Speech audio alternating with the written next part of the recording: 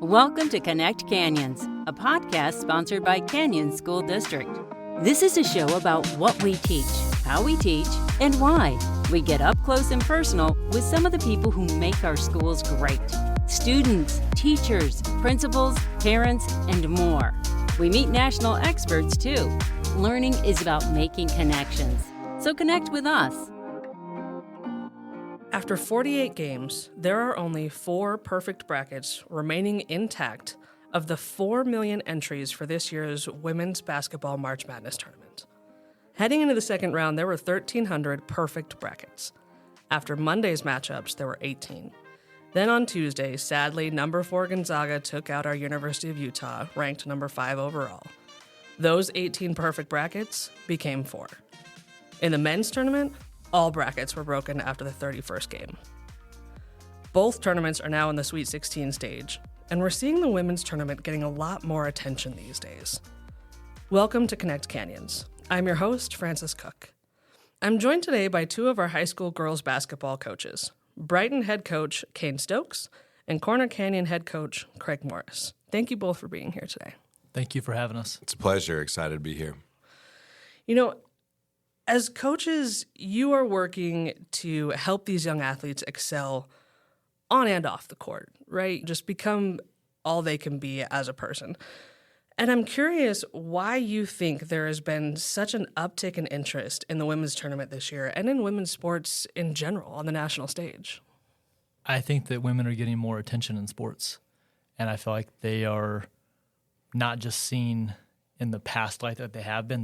They're seen as hoopers, they're seen as ballers, whereas before it was like it's girl sports with the quotations around. It's like, actually, no, I know these girls could actually break some of the guys' ankles and can outshoot some of the guys. They're proving that. I mean, we watched with Steph and Sabrina in the All-Star game this year, and it was neck and neck. Mm-hmm. Like the playing field is leveling out. I think the game has evolved and changed enough that now skill sets matter more. And just like Coach said, like we have females at all levels, high school and college, that are just incredibly skilled. And not to say that there wasn't skill in previous generations, but I feel like it was more just about physicality. And you hear all the old heads in the NBA like, oh, you just can't hit guys like you used to be able to. Right? I'm like, it's gone away from like the brutality, the physicality, which I enjoy a little bit of a good hard screen, right, taking a charge. But like I believe that it's like the skill of handling the ball and shooting is what is dominating like the headlines and the games right now. And our girls are just as good when it comes to skill. They might not be as physical, right? Mm-hmm. But I love the evolution. I think you make great points. You know, I think evolution is a great way to put it. We're seeing these girls are just making plays that just make you stop and go, wait, did she just do that? How did she pull that off so well? I think the game is changing, like you said, as a whole. It's not just about being able to take a hit, but then it's about the strategy and it's about working through the plays, right?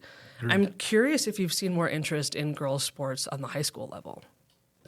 Unfortunately, I have not. I wish that I had. I will tell you, with the caveat being when we play in smaller areas, I don't know if you can even call them small towns, right? Heber's not a town anymore. Sure. But like we played at Wasatch, really strong crowd. Anytime you play up at the Cache Valley schools, Ridgeline, big crowd, Green Canyon, big crowd. Like it is fun. Yeah. Outside of that, and in particular, if anyone that goes to Corner Canyon's listening, like it's pretty pathetic. And I mean that in the nicest way possible. But there is zero support and or interest that I see at our girls' games, unfortunately. I can count once, maybe twice, where we had something comparable to what the boys were having with the crowd. Most of the time, it's below 20 to 25 students that come to our games. And I know that we want more people to come, and the girls deserve the spotlight. And, Coach, you tell me if you saw this, but it doesn't matter if you're ranked high. It doesn't matter if you're winning. It's still looked at as the air quotes, girls basketball. But it's like, no, this is just as entertaining as the guys. Were they going to dunk it? You're not going to have as many dunkers now, but there are girls actually that dunk now, which you couldn't say that as often 20 years ago. But you have girls that pull up deep. You have girls that will post up. They will run and gun. They'll do the same thing that the boys do. Why don't we have the interest, though? Yeah. I agree with him with our Brighton community. The parents are great. The girls that are friends, they come out. But, like, why don't we have the student sections and the camo night and all those things? Because we're asking for it, and we want people, and we encourage people. They say they'll come, but they don't show up. It's interesting to me. I grew up watching the 1990s women's soccer team, right? And it's that team, and there's the second generation team after that that's really built up that camaraderie. The Mia Hams. And yeah. Which one was Brandy Chastain on? I think we all remember that team, but I don't know if that's considered one or two. But that's there were exactly names it. Yeah, you got the Mia Hams, the Brandy Chastains, and now you have the Megan Rapinoes, and you have Amy Rodriguez, who just retired from the national team. She's now coaching our Utah Royals here. It's discouraging to me as a woman to hear that we're not supporting our girls as they're growing up before they get to that national stage, right? Like we need to get them there, and to do that, they need that support. Can I touch on that? Please. So I have 4 kids. I don't know how many you have, Craig, but we have 4. My youngest is my little girl, and I have 3 older boys. And it's interesting. We're talking La Roca, like the very low, like rec league, right, for 5-year-olds. And my daughter would go and actually body people up and knock people over. And she stole the ball even from her teammates, which, you want sharing is caring, right? But, like, they're right. 5. It's like hurting cash. Just let them play. And it was like, oh, we need, her coach came and said, hey, will you actually share? We need to not take the ball from others, from her team. I'm like, just let them play. They're 5. You don't want to take away that aggression and that natural instinct. She has 3 older brothers. Like you talked about it. Why do we shy away from contact in women's sports when they're younger? That's not actually the way the game's played. It's like seen as not feminine. I don't know. Y'all tell me, because I'm like, that's part of the game of basketball or other sports is to be physical, and that's something I'm trying to bring to Brighton. Actually, is increased physicality, and don't be afraid of it. I feel like I can step in there as a woman, having played sports, through my childhood and things. I think you're right. I think there was this. Oh, they're girls. They may not be as tough. They may not understand, that it's just a hit in a game. You got to jump back up. But watching these older women play sports as I grew up, watching the Mia Hams, and they would just take the biggest hits and jump back up. Yeah. And jump right into it. I think it's not a brutality. It's just a matter of having that physical toughness. And I don't think we should shy away from that. I think that's a really great physical point. Grit. Yeah. Yeah, I can't speak. I'm not quoting them, but I have heard that Emily Skinner, who was our Miss Basketball this year from Ridgeline, rumor has it that she grew up only being allowed to play with boys and playing on boys' teams. Wow. If you haven't seen her play, she's box office. Like, she is so good. And again, I'm not saying that it's correlation is not causation, right? I'm not saying because she played with boys, but I'm like, it probably did have a positive impact, right? Like, I've got to imagine that helps, because the game is physical, right? Now, I do still believe that skill, you can't just be a bulldozer, right? But like, if you're not shying away from physicality and you have the requisite skill, like the game is so beautiful right now. Yeah. I mean, we used to joke about NFL players taking dance. Yeah. You got to be limber, right? You got to be able to move and dodge and then take the hit and get back up. You've got high school rugby teams. I watch the Brighton Instagram page for their rugby team all the time. I'm like, it's amazing to see these changes. Yeah, I think that what's happening in sports is really cool. I have daughters. We have 5 kids. I have 3 older boys and my 2 little girls, right? And my 8-year-old is built more sturdy, I would say. My 6-year-old a little bit more dainty. So I tease him. I'm like, you're gonna be my power forward. Your little sister's gonna be my point guard, right? Like, this is great. Like, you need both attributes. Yeah, and so like, they being around the game, like, they love my girls at Corner Canyon. Like, they think they walk on water, which they probably do. I have awesome girls, right? But watching my 2 daughters look up to and admire, right? I think that that's really what we need. And people like Caitlin Clark, right, that are bringing recognition and bringing excitement to the game, right? Like, I hope that all of these young ladies, young women that are in Utah can find those athletes that they can aspire to be like, right? Now, life isn't all about sports, but why not? Why not dream? Why not push for that? Yeah. Why not be part of that? And again, we have so much talent here. It's been so fun to watch. And I coach club in the off season, and so we travel a lot, and I take Utah girls all over the country, and we play against a lot of teams that don't look like us, that play differently than us, and everything.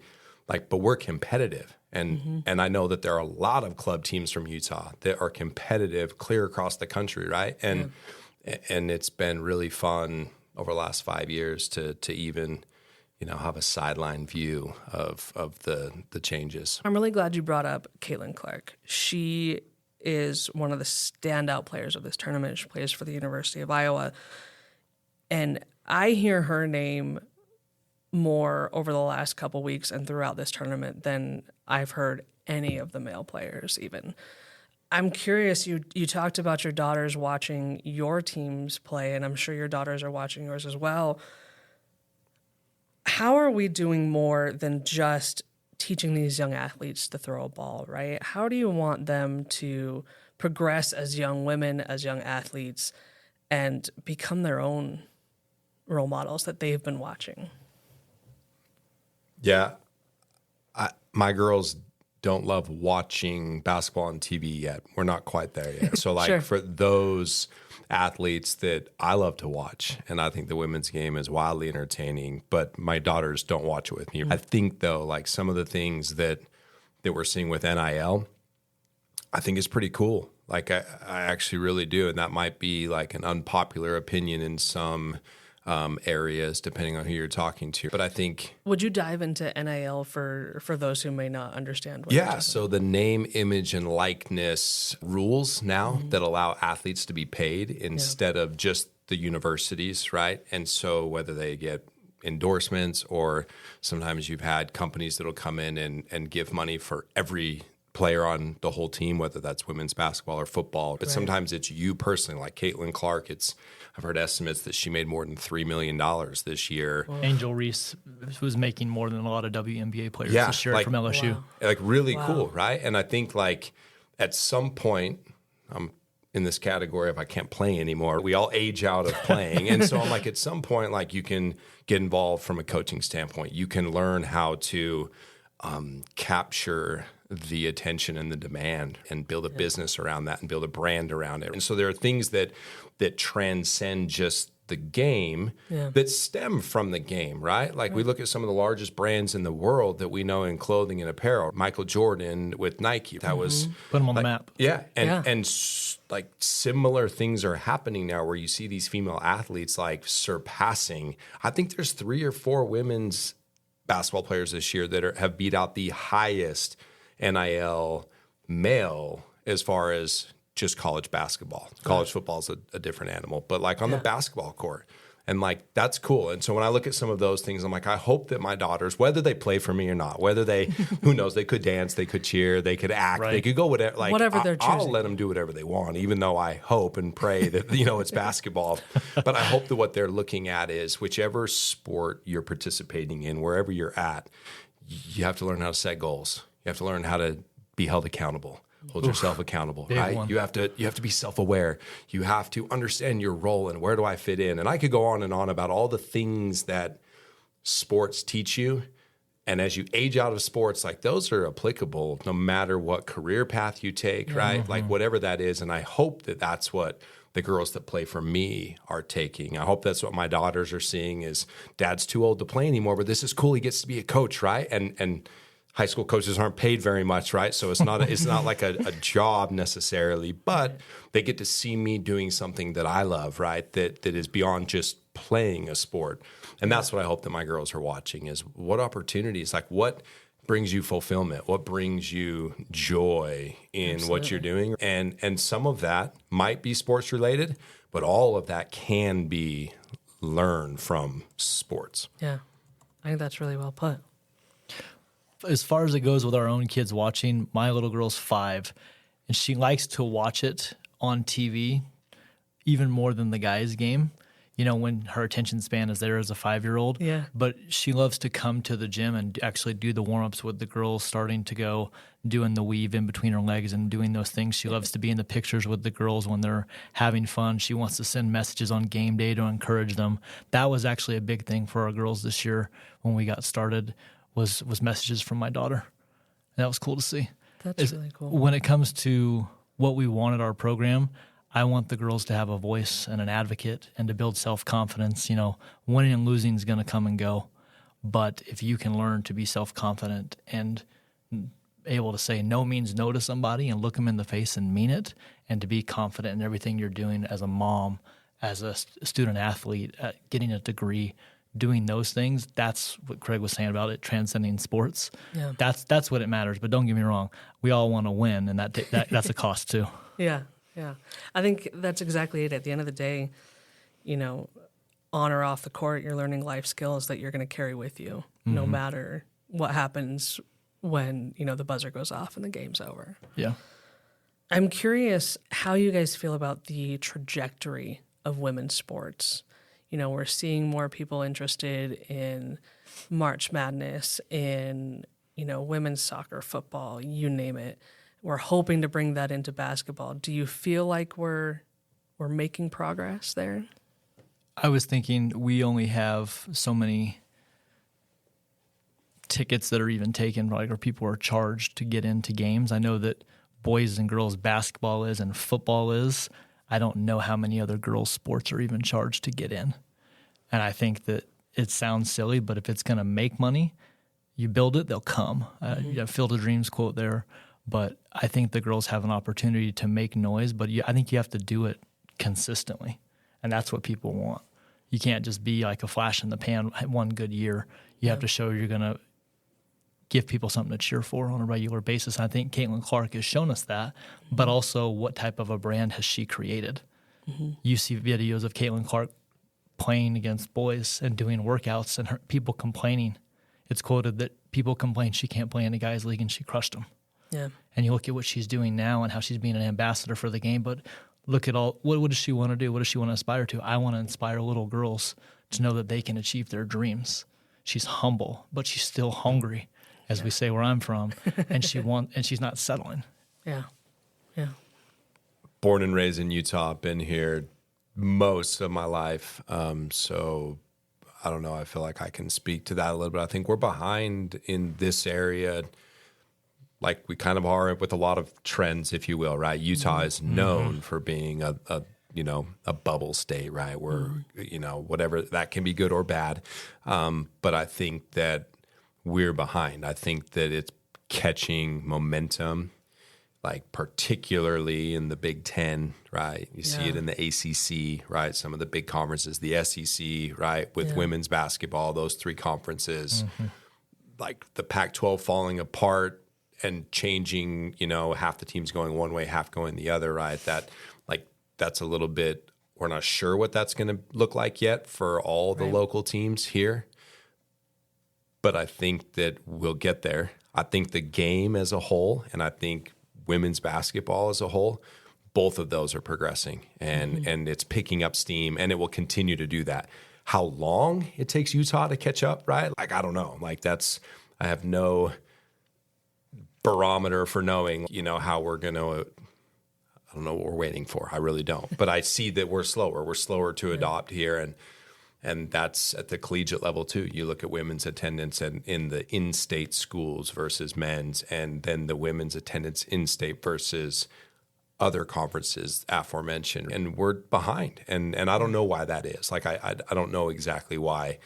Hopefully you get enough of us fighting the good fight and sticking with this, and we keep just leveling up when it comes to the product, if you will, right? We're trying to teach these girls how to play basketball the right way, and they're working with coaches at a younger age that are doing the same thing, trying to get them to play the right way. And as the skill continues to come, eventually Utah will catch up. I just hope that it's faster than it feels like it's going to be. You brought up a good point with, kind of the remapping of the Big Ten and the Big 12 and, you know, where are we going to be? I think now's the time, right? If we're already in this uncertain phase and we're already going to have to transition to different conferences and things, bring in the crowds, bring in the fans, show the girls that we're all rooting for them. Agreed. How close are y'all watching March Madness? Do you have any predictions on the men's or women's side? I've been watching Duke and Coach Carol Lawson. She's doing great things. I don't know if anyone's seen her handle hard better. It's been really big. It's something I've actually talked to some of our girls about, and some of the things actually Caitlin Clark has said. Obviously, Iowa's going to be big. South Carolina's going to be big. LSU, a lot of familiar faces.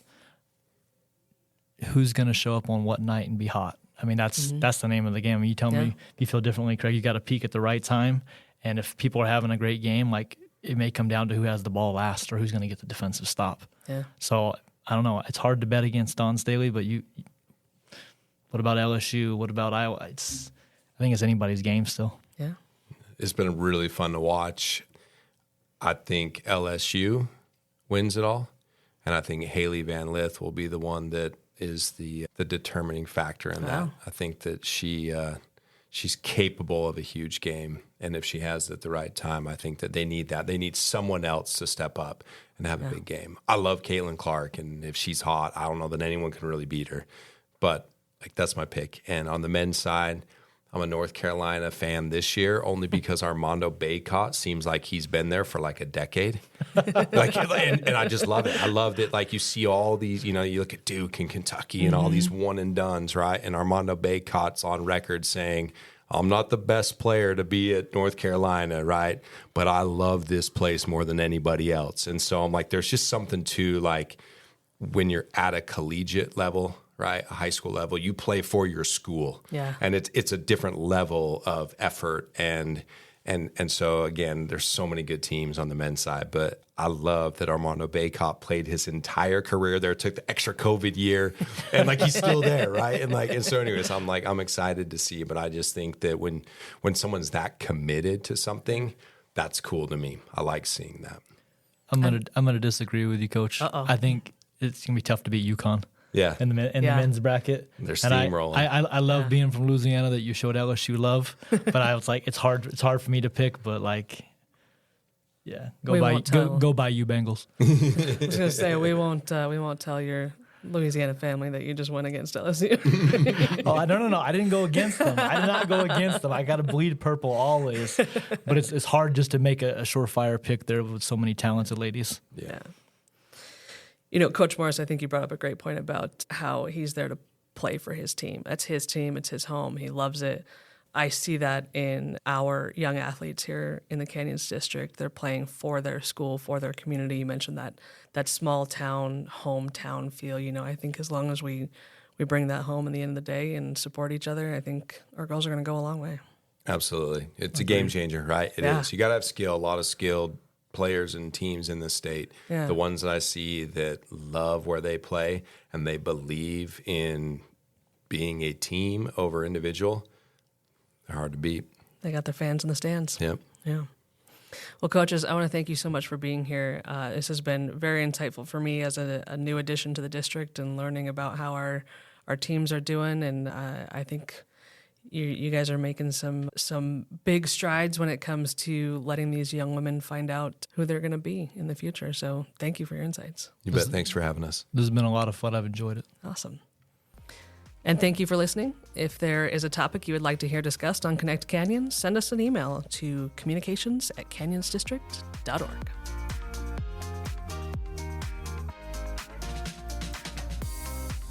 Thanks for listening to this episode of Connect Canyons. Connect with us on Twitter, Facebook, or Instagram @Canyons District, or on our website, canyonsdistrict.org.